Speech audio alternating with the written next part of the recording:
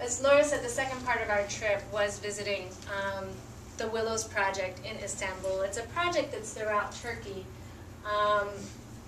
It's based on behavior change, community level, something we do all over the place. If I had to characterize what makes the Willows Project different, these are all field educators working to increase use of reproductive health services, not just contraceptive, but pap smears, cervical cancer screening, pre- and postnatal care.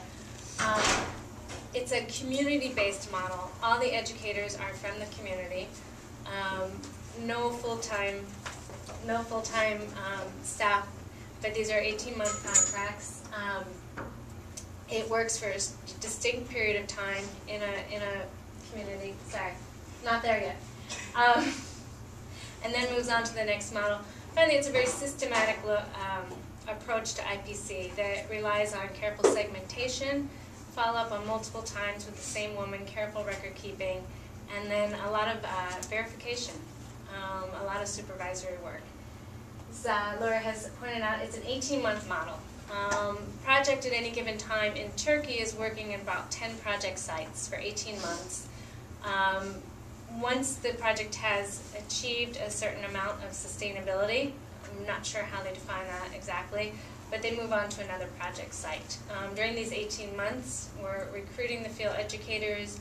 They are hiring project staff, setting up project officers, training, doing baseline assessments, follow-up visits. So it's a very intensive model. If we can go to the next slide. One of the most important parts of this model, and something I think a lesson we could learn, is there's intensive mapping that takes place.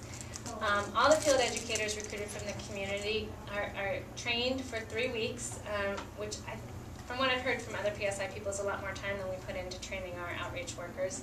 Following that, they go out and do a baseline survey. They don't hire a research organization, but it's the actual field educators that are going door to door and doing a mapping of every single woman in the community of reproductive age.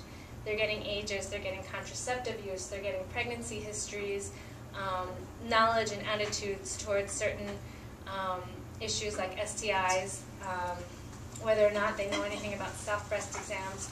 Once they gather all that information, it's taken, it's compiled, it's analyzed, and then the women in the community are prioritized and segmented based on where they are. And we can go on to the next slide. For every 1,000 women in the community, there's approximately one IPC worker.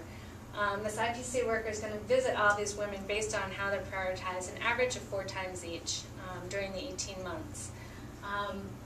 Just very quickly, target audience is segmented, as I said, and I don't want to go too much into the detail because Laura has a much more interesting way to talk about how they are segmented. But basically, women who are either non-users, pregnant, lactating, or post-abortion are given the highest priority, and these women are going to be visited first on, and each one is going to have a succession of follow-up visits. If a visit goes well, and the woman gets referral for a family planning method, there's follow-up visit conducted to make sure that she actually went through with that referral. If she did not, she's visited again. If she does, new acceptors of methods are visited for the first month every week, and then once a month for the next 5 months. So there's this continuum of care based on somebody you've already developed a rapport with, and one of the biggest things we're seeing is discontinuation rates in our communities. So this is a really important part that helps address this. For women who do not accept a method, as I said, they get repeated follow-on visits. And the visits are not just, hey, use a family planning method, but they are comprehensive depending on where a woman is in her stage. So, you know, maybe she's happily using a family planning method, but she's never gone for cervical cancer screening or knows nothing about breast self-examination. Women are referred to existing clinics in their health facilities. It's not about referring to a specific site, but there's usually